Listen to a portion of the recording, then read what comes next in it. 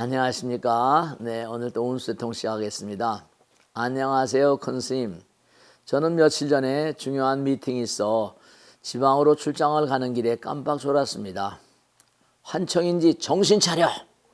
하는 누군가의 목소리에 눈을 떴습니다. 가까스로 앞차와의 접촉사고를 막을 수 있었습니다. 네, 이런 분들이 계세요. 고속도로였기에 지인들은 너의 조상님이 도왔다. 너의 수호신이 도왔다. 라고 말합니다. 큰 스님, 사람마다 저마다를 지켜주시는 수호신이 정말 존재하는 걸까요? 네, 계세요. 문득 그 수호신이라는 존재가 다름 아닌 우리의 조상님들인 것인지 궁금해집니다. 수호신에 대해서 깊이 있게 알고 싶습니다. 네, 수호신 계세요. 여러분들, 우리가 이 세상에 나올 때는 엄마 아버지가 우리를 낳아서 키워주지 않습니까? 요즘에 제가 그 얘기 하나 들었는데요. 이분이 스마트폰을 잊어버렸어요. 근데 스마트폰을 잊어버린 장소는 어디쯤 잊어버렸을 것이다. 근데 그 장소에 가서 그 장소에 아무리 찾아도 없는 겁니다. 그러니까 스마트폰 좀 찾아달라고 관리하는 분한테 얘기를 해도 못 찾는 거예요. 그 방법이 없어 어떻게 하면 좋을까 했는데 스마트폰 회사에다 연락을 하니까 참 묘한 장치가 있대요. 모든 스마트폰이 말씀이죠. 자기 이름으로 신고를 하잖아요. 그죠? 그러면 주민등록번호에 뭔고하니 주민등록 발급일자가 있지 않습니까? 그럼 주민등록 발급일자를 딱 대게 되면 그 회사에서 그 스마트폰에 계속 벨이 울리게 만들어 놓는다는 겁니다. 캄캄한데 말씀이죠. 벨이 계속 울리고 불이 번쩍번쩍 들어오니까 거기서 가서 찾았답니다. 그러니까 스마트폰도 그것이 개인마다 주민등록번호로 다 전부 다 연동돼 있습니다. 아니 하물며 주민등록증도 전부 다 그 사람의 이른바 주민등록번호 만든 그 날짜와 연동이 돼 있는데 우리 개개인은 부처님 나라에서 이 땅에 왔습니다. 그러니까 어떻게 될까요? 전부 다 부처님 나라와 연결되어 있습니다.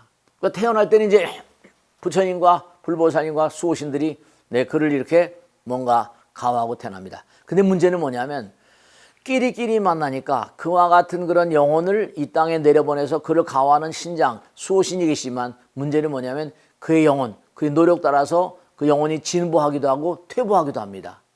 그러면 영혼의 등급이 달라져요. 그 수호신의 급이 달라집니다. 고차원적인 어떤 그런 수호신이 있는가 하면 저차원적인 수호신도 있죠. 그렇습니다.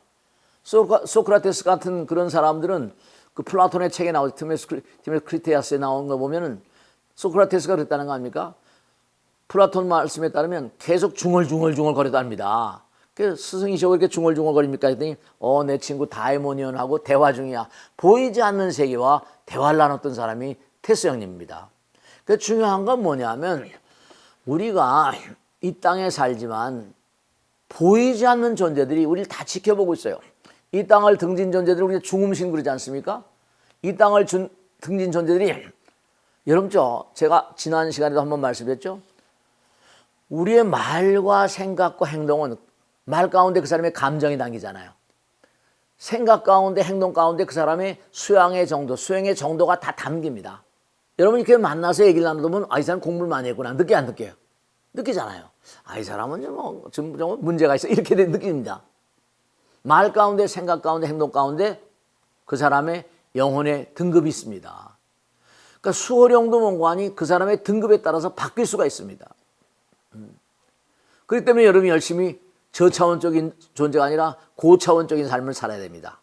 그러니까 중요한 게 이 수호신들, 수호령들이 어떤 역할을 하는 거 아니 평생을 두고 그 사람을 계속 도와줍니다. 여러 가지로. 역삼동에 사는 보살님이 계신데요. 딸내미가 뭐냐면 결혼 갈 날짜를 받아놨습니다. 결혼식. 얼마 안 남은 거죠, 결혼식? 이제 마지막 결혼하기 전에 친구들하고 여행을 간다고 여행 갔다는 겁니다. 고속도로를 달리는데 뭐냐면 이게 갑자기 뭔가 하니 중앙 분리대를 넘어서 화물차가 달려드는 겁니다.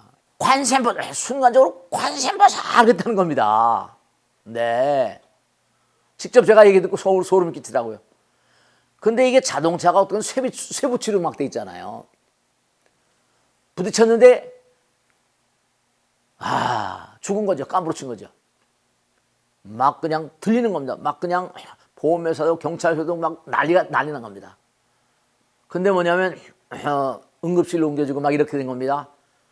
근데 후에 보니까 자동차가 탁 충돌하면서 당연히 이 무릎뼈 있지 않습니까? 이른바 말하면 아래 다리뼈. 이게 부러져야 정상인데 찰과상만 있고 멀쩡하더라는 겁니다. 또 한 분은 우리 옥당에 나오신 보살님인데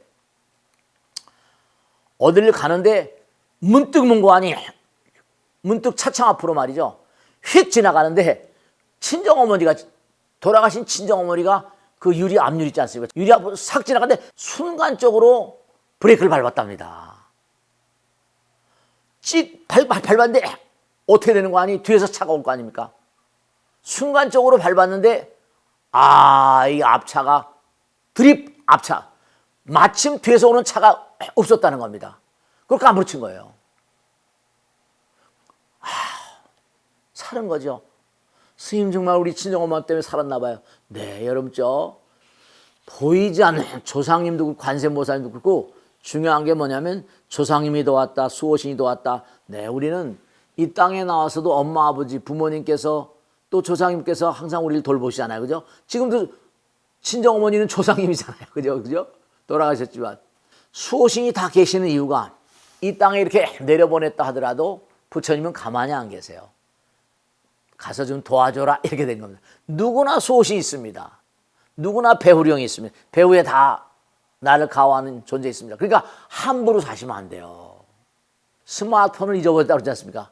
잊어버렸는데 찾을 수가 없는데 그 회사에서 그 스마트폰을 찍어가지고 계속 소리를 누리고 막 뻘거 번쩍번쩍 부르니까 깜깜한 방에서 찾은 겁니다. 그렇다고 한다면 이 스마트폰이 그 회사하고 연결돼 있잖아요. 그러면 내가 하는 말과 생각과 행동을 그 회사에서 다 알겠습니까? 모르겠습니까? 다 알죠. 그러니까 요금이 나오잖아요. 한 달에. 그러니까 우리가 하는 말과 생각과 행동이 전부 다 수호신들에게 연결돼 있습니다. 부처님께도 연결돼 있고. 그렇기 때문에 조상님의 은공을 힘입거나 혹은 그렇지 않습니까? 정말 착하고 선하게 산 사람은 가호를 하지만 부처님 나옵니다. 만약 그 사람이 범죄자라면 도와준 사람이 있겠습니까? 없겠습니까? 부처님 경전에 이렇게 나와요. 너희들이 묻건대 정말로 어떤 사람은 보이지 않는 세계에 도움을 받고 어떤 사람은 그렇지 못한지 내가 설명하리라. 나라님이 있으면 나라님은 만조백관 수많은 신하들이 그를 돕지 않느냐. 근데 범죄자가 있으면 다 도망가 버린다 이겁니다. 그렇기 때문에 우리가 항상 사람마다 저마다 지켜주는 수호신이 정말 존재할까요? 제가 분명히 말씀드리겠습니다. 100% 존재합니다. 근데 다만 범죄자나 이런 분들은 어떻게 되십니까? 범죄 저지르고 그러면 그 골치 아프잖아요. 사고 나는 겁니다. 이 세상에서도 항상 뭐냐면 남을 도우려고 하면 하늘이 덮거든요. 내가 남을 도우려고 하면 꼭 뭔가 그게 이루어집니다.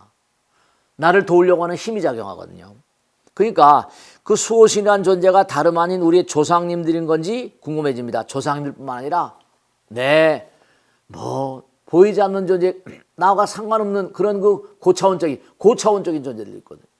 근데 어쨌든 이 우주가 한나라니까 다 도와주신 분들이 나와 관계가 있는 분들이다 이렇게 생각하시면 되겠고요. 수호신에 대해서 깊이 있게 알고 싶습니다. 호응 자체가 전부 다 부처님서부터 다 우리를 도와주시고 가피력을 내려주시고 항상 보살펴 주시는 그런 분들이라 생각하시고 항상 그분들께 조성하지 않도록 항상 참여하고 기도하고 남들에게 항상 공덕을 짓는 그런 삶을 살아가시길 간절히 당부드립니다. 오늘 여기서 마치겠습니다. 대단히 감사합니다. 고맙습니다. 마치겠습니다.